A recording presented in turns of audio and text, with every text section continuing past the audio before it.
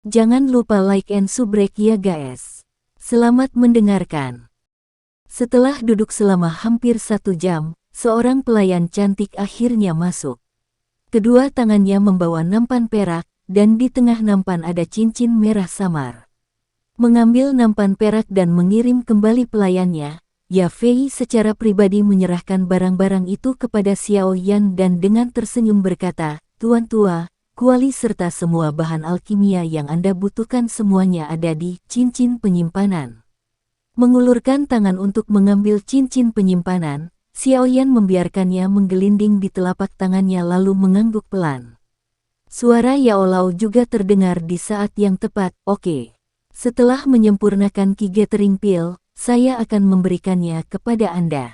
Petik 2. Mata cantik Ya Fei dipenuhi dengan kegembiraan saat Sei buru-buru mengangguk. "Baiklah, kamu tidak perlu mengirimku keluar. Aku akan keluar sendiri." Petik 2. Melambaikan tangannya, Xiao Yan mengambil cincin itu dan menyelipkannya ke jarinya. Kemudian, bahkan tanpa berbalik, dia menuju bagian belakang ruang tamu dan keluar. Di atas meja, kartu giok biru masih ada di sana karena dia tidak ingin berutang terlalu banyak kepada orang-orang. Jadi, dia baru saja meninggalkannya di sana. Menatap sosok surut yang pergi melalui pintu, Ya Fei menggigit bibir merahnya, lalu melangkah maju untuk mengambil kartu giok biru ke tangannya. Sedikit merenung, dia bertanya dengan suara yang jelas, "Paman Guni, untuk memperbaiki Ki Gathering Pill, tingkat keberhasilannya tidak setinggi itu kan?" "Iya, dikatakan bahwa bahkan tingkat keberhasilan pil King Wang Guhe untuk menyempurnakan Ki Gathering Pills hanya sekitar 7 dari 10. Untuk alkemis normal tingkat keempat, tingkat keberhasilannya hanya sekitar 5 dari 10, kata Guni dengan suara rendah. "Tapi tuan tua ini, dia berhasil menyempurnakan pada percobaan pertama," Ya Fei berkata sambil merajut alis hitam tipisnya. "Siapa tahu, mungkin keberuntungannya bagus." Guni menggelengkan kepalanya dan tidak terlalu peduli dengan masalah itu. Bagaimanapun, bagi alkemis, keberuntungan adalah faktor besar dalam berhasil memurnikan pil. Jika keberuntungan seseorang baik, bahkan ketika terus-menerus memperbaiki beberapa kali, seseorang tidak akan gagal. Mungkinkah bahwa dia bukan hanya alkemis tingkat 4? Ya Fei bertanya dengan ragu-ragu setelah sedikit merenung. "Haha, bagaimana mungkin? Jumlah alkemis tingkat 5 di Kekaisaran Jiama dapat dihitung dengan satu tangan. Pada status semacam itu, bahkan jika itu adalah kekaisaran atau kekuatan besar seperti fraksi Mystic Cloud, mereka semua akan memandang orang ini sebagai VIP. Mengapa orang seperti itu datang ke rumah lelang kita sendiri untuk melelang pil?" Guni tertawa. Mendengar ini, Ya Fei juga sedikit menganggukkan kepalanya dan menghela nafas, tertawa getir, "Sepertinya aku tidak memiliki cukup pengalaman. Saya khawatir keraguan-raguan saya sebelumnya berdampak negatif pada kesan menguntungkan alkemis misterius ini dalam jumlah besar." Petik 2. Alkemis tingkat 4 di belakang mereka, hubungan dengan Xiao Clan sekarang menjadi penting. Keluar dari rumah lelang, seperti biasa, Xiao Yan dengan hati-hati berputar-putar di jalanan setidaknya selama setengah hari sebelum akhirnya melepas penyamarannya di gang yang sunyi. Melempar dan menangkap cincin penyimpanan merah muda di tangannya, Xiao Yan agak senang. Cincin penyimpanan semacam ini dibuat dari jenis bahan yang tidak biasa yang disebut batu penyimpanan. Karakteristik bahan ini adalah ada ruang kecil yang unik di dalamnya di mana benda tak bernyawa dapat disimpan. Meskipun ini sangat nyaman, karena jarangnya storage stone itu sangat berharga. Cincin penyimpanan kelas terendah di tangan Xiao Yan hanya memiliki ruang sekitar 3-4 meter persegi, namun harganya hampir 100.000 emas. Di Xiao Clan, Xiao Yan hanya melihat ayahnya dan cincin penyimpanan elder pertama. Xiao Yan memainkan cincin penyimpanan untuk sementara waktu, dengan ragu-ragu memeriksanya. Pada akhirnya dia tidak memakainya melainkan dengan hati-hati menyimpannya di dadanya. Cincin semacam ini sangat mahal, jika dilihat oleh ayahnya atau orang lain, dia akan kesulitan menjelaskan bagaimana dia bisa mendapatkannya. Xiaoyan menendang mantel hitam ke selokan sebelum dengan hati-hati berjalan keluar dari gang yang sunyi. Setelah itu dia dengan cepat berlari kembali ke klannya. Saat Xiaoyan mengikuti jalur yang melewati rumah klan, dia mendengar suara marah ayahnya dari ruang rapat. Kelopak mata berkedut, Xiaoyan bergerak maju untuk diam-diam mengintip melalui celah di pintu. Sialan, Jialai bajingan itu terlalu berlebihan, dia benar-benar berani mencuri bisnis kita. Di dalam ruangan, Xiao Zhan sedang mengamuk saat dia menggedor meja. Teh dari cangkir teh tumpah ke seluruh meja. Saat ini, pasar Xiao Klan sudah kehilangan banyak lalu lintas. Para pedagang yang tertinggal di pasar juga sangat khawatir dan ketakutan. Beberapa dari mereka bahkan diam-diam pergi ke pasar klan Jialai. Jika ini terus berlanjut, dalam setengah bulan lagi saya takut pasar kita akan bangkrut. Kata elder kedua dengan wajah suram saat dia mengertakkan gigi karena marah. Bagaimana kalau aku membawa beberapa elit klan kita dan diam-diam berurusan dengan alkemis itu? Tatapan tetua ketiga sangat tajam saat dia menyarankan ini dengan nada gelap. Setidaknya ada 2 dadosi yang melindungi alkemis, itu tidak akan semudah itu. Kata Xiao Zhan tanpa daya saat dia menggerakkan tangannya ke sana kemari. Tapi jika kita terus seperti ini, kerugian kita akan terlalu besar. Keuntungan dari pasar di kota Wutan adalah sebagian besar dari total pendapatan Xiao Klan kami. Tetua ketiga agak tidak mau mundur. Sudut mulut Xiao Zhan bergerak-gerak. Saat ini, dia tidak bisa memikirkan ide bagus. Hari itu di pelelangan, bukankah alkemis misterius itu mengatakan bahwa mungkin ada kesempatan di mana dia akan bekerja dengan kita? Melihat bagaimana Guni sangat menghormatinya, tingkatannya sebagai alkemis pasti tidak rendah. Jika dia bisa membantu kita, maka klan Jialai itu pasti akan kalah. Tetua pertama, yang diam sampai sekarang, tiba-tiba berbicara dengan suara lembut. Ai, siapa yang tahu kalau dia hanya mengoceh secara sembarangan? Untuk orang-orang dengan status seperti itu, keuntungan apa yang akan mereka dapatkan dari bekerja sama dengan kami? Untuk keuntungan sekecil itu, apakah mereka akan peduli? Xiao Zhan tertawa getir dan menggelengkan kepalanya saat dia duduk di kursi dan menghela nafas. Ketiga tetua itu juga diam. Memang, agak menantang bagi klan Xiao untuk menjalin hubungan dengan orang-orang dengan status seperti itu. Kami akan menanggungnya selama beberapa hari lagi. Jika klan Jialai masih tidak mempraktikkan pengekangan maka jangan salahkan kami karena membalas tidak peduli biayanya. Menjilat bibirnya, Xiao Zhan mencengkeram bingkai kursi saat kilatan tidak menyenangkan melintas di matanya. Di luar pintu, mendengarkan sampai di sini, Xiaoyan dengan samar mengangkat bahunya saat tangannya bermain dengan cincin penyimpanan di dadanya. Sambil menyeringai dingin, dia perlahan pergi. Tidak biasa, mata Xiaoyan berkedip saat dia memandang dengan ragu. Kuali obat juga memiliki tingkatannya sendiri. Semakin banyak saluran keluar untuk api yang dimiliki tungku kuali, semakin tinggi tingkat kuali obat dan karenanya semakin langka. Jangan berasumsi bahwa seseorang dapat membuat beberapa lubang secara acak untuk menambahkan beberapa lubang lainnya. Orang luar bahkan tidak memiliki petunjuk untuk memahami misteri gerai ini. Outlet adalah inti dari kuali obat, dan membutuhkan ketelitian ekstrim untuk memolesnya hingga sempurna. Jika salah satunya dibuat dengan kesalahan sekecil apapun, seluruh kuali obat akan dianggap sampah. Dengan demikian, semakin banyak outlet yang dimiliki kuali obat, semakin baik efek tambahan untuk alkemis saat memurnikan. Tentu saja, jika Anda ingin mengontrol banyak saluran, Anda memerlukan persepsi jiwa yang sangat tinggi.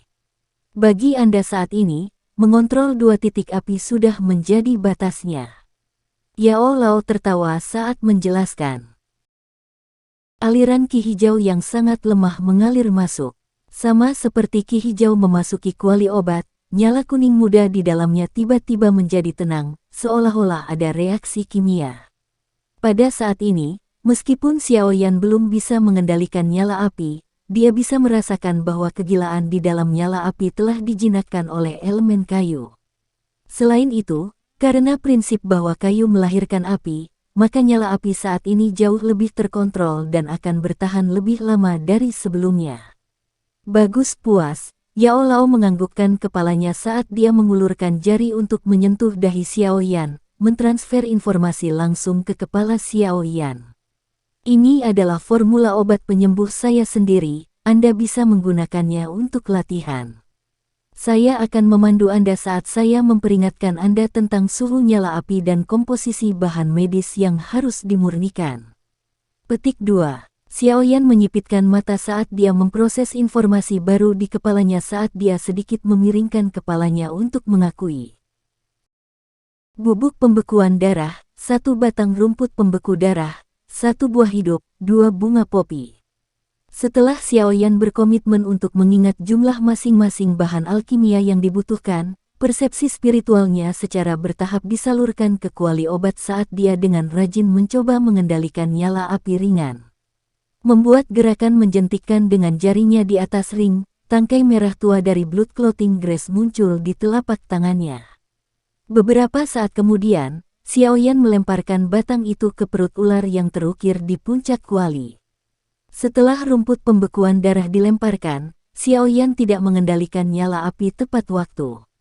Api hanya menyala ke atas dan dalam sekejap mata, batang rumput pembeku darah berubah menjadi tumpukan abu dan mekanisme unik kuali mengeluarkannya dari kuali. Melihat kegagalan pertama ini, Xiao Yan tertawa dengan sedikit malu.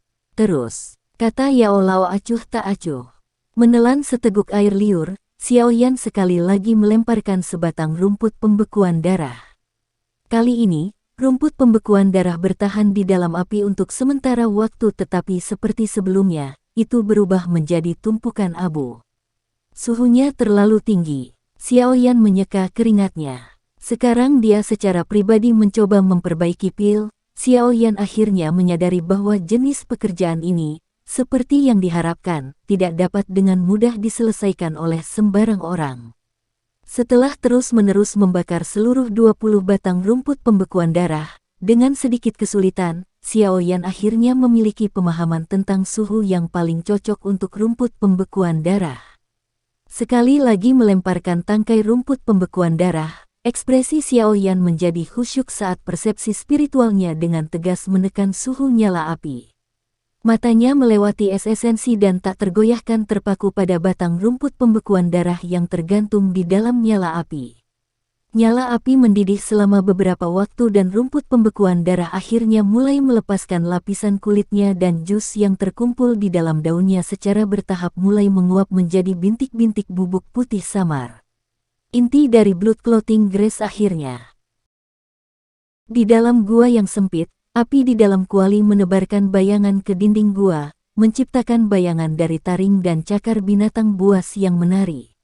Xiao Yan terkonsentrasi dengan setiap serat keberadaannya saat dia menyaksikan nyala api yang bergelombang dengan penuh perhatian, wajahnya yang pucat dilumuri butiran keringat. Memurnikan obat untuk waktu yang lama adalah tugas yang menghabiskan banyak doki. Karena metode Qi Xiao Yan adalah suan rendah peringkat terendah, fondasi Qi dan daya tahannya bukanlah hal yang istimewa. Jadi bukan tugas yang mudah baginya untuk bertahan selama hampir 2 jam di depan kuali. Yao Lao menyipitkan matanya saat dia menatap Xiao Yan, yang sekali lagi berhasil memperbaiki rumput gumpalan darah menjadi bubuk putih halus. Mengetahui bahwa Xiao Yan telah mencapai batasnya, Yao Lao mengangguk sedikit dan dengan lembut berkata, "Bagus, istirahatlah." Mendengar ini, bahu Xiao Yan segera turun dan tubuhnya dengan lembut jatuh ke lantai sedingin es seolah-olah semua energi di tubuhnya tiba-tiba terkuras habis. Terengah-engah, dadanya naik dan turun dengan cepat, babak belur karena kelelahan, dia bahkan hampir tidak bisa mengangkat satu jari pun sekarang. Latihan sekarang akan memberikan efek terbaik, kata Yao Lao acuh tak acuh saat dia melirik ke arah Xiao Yan yang terbaring tak bernyawa di tanah. Kemalasan dan ketekunan bentrok di hati sesaat sebelum Xiao Yan secara internal melolong kesedihan saat dia tidak mau duduk. Tangannya yang gemetar membentuk segel pelatihan saat dia perlahan menutup matanya. Melihat sikap Xiaoyan, Yao Lao tertawa saat pandangannya beralih ke 10 kotak giok di depan kuali. Kasus-kasus ini diisi sampai penuh dengan bubuk putih pucat yang dimurnikan dari blood clot grass dan merupakan hasil dari upaya Xiaoyan. Dari kiri ke kanan, warna bubuk putih pucat menjadi lebih kaya dan kaya sampai kasus terakhir, di mana warna bedak hampir mencapai putih bersih. Menatap peningkatan yang sangat jelas ini, Yao Lao merasa terkejut saat dia menganggukkan kepalanya setuju. Di dalam hatinya dia sekali lagi memuji persepsi spiritual Xiaoyan yang luar biasa. Dia melirik Xiaoyan yang saat ini sedang memulihkan dokinya sebelum duduk bersila di dinding batu, dengan santai menutup matanya untuk memulihkan diri. Xiaoyan hanya menyempurnakan jenis bahan pertama, masih ada 2 jenis lagi yang menunggunya untuk berlatih perlahan. Setelah berlatih dengan mata tertutup selama hampir 1 jam, siklon Qi dalam tubuh Xiaoyan sekali lagi memancarkan cahaya terang setelah sebelumnya menjadi gelap karena penipisan doki sebelumnya. Terlebih lagi, kecerahan kali ini tampak sedikit lebih jelas daripada beberapa jam sebelumnya. Secara bertahap membuka matanya, perasaan tidak berdaya dari sebelumnya telah mundur lebih dari setengahnya. Meregangkan lehernya, suara retakan membuat Xiaoyan menghela nafas bahagia. Selesai berlatih, lanjutkan. Yao Lao tersenyum sambil membuka matanya untuk melihat Xiaoyan yang sekarang hidup. Meskipun inti hitam kecil memasuki kuali, tidak ada yang terjadi. Kernel kecil memantul dalam nyala api, menolak untuk melebur menjadi pasta merah tua. Bahan yang berbeda memiliki ketahanan yang berbeda terhadap suhu, jadi Anda perlu mempelajari cara mengontrol suhu bagian manapun dari nyala api. Di daerah yang membutuhkan suhu rendah, kamu harus menekan apinya, sementara di daerah yang membutuhkan suhu tinggi, kamu harus melonggarkan kendali untuk meningkatkan suhu nyala api. Yao Lao memberi ceramah sambil menatap Xiaoyan yang berkeringat dalam kekhawatiran. Xiaoyan menjilat bibir keringnya saat dia mengangguk. Dia segera membagi sebagian dari persepsi spiritualnya untuk mengontrol nyala api di bawah inti kecil untuk secara bertahap meningkatkan suhunya. Bang! Saat persepsi spiritual melonggarkan kendalinya atas suhu, satu nyala api yang tidak terkendali dengan keras melonjak dan membakar setengah dari kernel hitam kecil menjadi abu dalam sekejap, menyebabkan Xiaoyan berkeringat dingin saat dia buru-buru menekan api dengan putus asa. Satu bagian dari persepsi spiritualnya harus menjaga suhu satu sisi nyala api, sementara bagian lain harus menaikkan suhu sisi lain nyala api. Multitasking semacam ini menyebabkan sakit kepala bagi Xiaoyan. Namun, setelah melalui beberapa situasi berbahaya, Xiaoyan akhirnya tenang dari keadaan bingungnya.